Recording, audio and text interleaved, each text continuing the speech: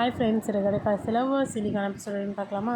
அண்ணாமலை சொல்கிறாங்க, இனிமேல் உண்மையாக சத்தியமாக இருப்பேன்னு சொல்லி நீ இருப்பியா அப்படின்னு சொல்லிட்டு கேட்குறாங்க. அது என்னோட சத்தியமாக இருப்பியான்னு மீனா போய் அந்த கற்பூரம் ஏற்று சத்தியமாக இனிமேல் நான் உண்மையாக இருப்பேன், வீட்டுக்கு ஒரு நல்ல மருமகளாக எந்த ஒரு பொய்யும் சொல்லாமல் நான் இருப்பேன் அப்படின்னு சொல்லி இந்த கற்பூரத்து மேலே ஆணையாக நீ சத்தியம் பண்ண அப்படின்னு சொல்லிட்டு கற்பூரம் காமிக்கிறாங்க. அப்போ சத்தியம் பண்ணிவிட்டு சொல்கிறதுக்காக வரா. என்ன அத்தை நீங்கள் அவளை வீட்டை விட்டு தொடரணும்னு சொல்கிறேன், நீங்கள் சத்தியம் பண்ண சொல்கிறீங்க அப்படின்னு சொல்லிட்டு, என்ன இருந்தாலும் இந்த பொண்ணு நம்ம வீட்டுக்கு வாழ வந்த மருமக, நீங்கள் 2 பேரும் இப்படி வந்து நில்லுங்க, காலை விழுந்து இனிமேல் நான் பண்ணதெல்லாம் தப்பு, இனிமேல் நான் உண்மையாக இருப்பேன் அப்படின்னு சொல்லி அவங்க 2 பேர் காலையும் விழுந்து சாரி கேளு அப்படின்னு மன்னிப்பு கேளு அப்படின்னு சொல்கிறாங்க. அதுக்கப்புறம் காலை விழுந்துட்டு மீனாவையும் முத்தியும் முறைச்சி பார்த்துட்டு உள்ளே போகிறாங்க.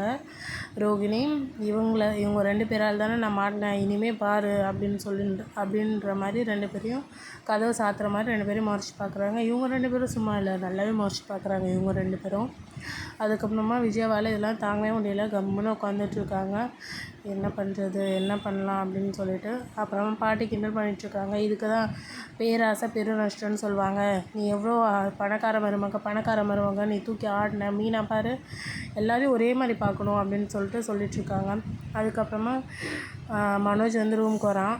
அதுக்கப்புறமா ரோகிணியும் பேசுறதுக்காக தயவு செஞ்சு நீ என்கிட்ட எதுவும் பேசாத, என்னை காப்பாற்றுனதுக்கு தேங்க்ஸ் அப்படின்னு சொல்லிட்டு. ஆமாம், நான் நீ ஜோக்கர் ஆக்கிட்டல, அதுதான் நீ முன்னாடியே சொல்லிட்டல உங்கள் அம்மா என்ன அடிக்கூடாது, அதனால தான் நான் உண்மையாக தேட்டுன்னு சொன்னேன், இல்லைனா உன்னை இன்னும் அடிச்சிருப்பாங்க, நான் சொன்னதால் தானே நீ அதனால தான் உன்னை காப்பாற்றுறதுக்காக நான் உண்மை தெரியும்னு சொன்னேன், ஆனால் நீ எவ்வளோ பெரிய ஆள் தெரியுமா, நீ என்னையே இது பண்ணிட்ட, நீ எதுவும் பேசாத ரோகிணி அப்படின்னு சொல்லிட்டு மாடிக்கு வரலான்னு சொல்லி படியேறி வராங்க. ஆனால் இவங்க 4 பேரும் மொட்டை மாடியில் உட்காந்து பேசிகிட்ருக்காங்க.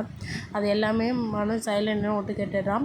முத்து என்ன சொல்கிறாங்க, இன்னும் பார்லர் அம்மா இன்னும் நான் நிறைய விஷயத்த மறைக்கிறாங்க அப்படின்னு சொல்கிறாங்க. என்ன விஷயம் அப்படின்னு சொல்லி ரவி கேட்குறான்.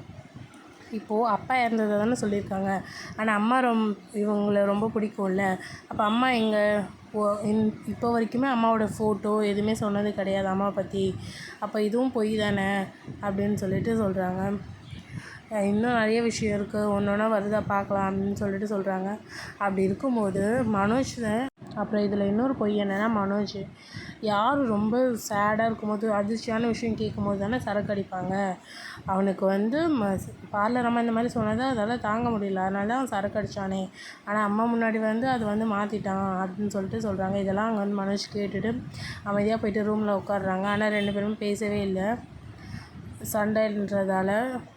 அது இப்படியே தான் போச்சு இன்றைக்கான எபிசோட். நம்மளோட சேனலை சப்ஸ்கிரைப் பண்ணிக்கோங்க, அப்போ தான் வீடியோ வரும். தேங்க்யூ, பாய்.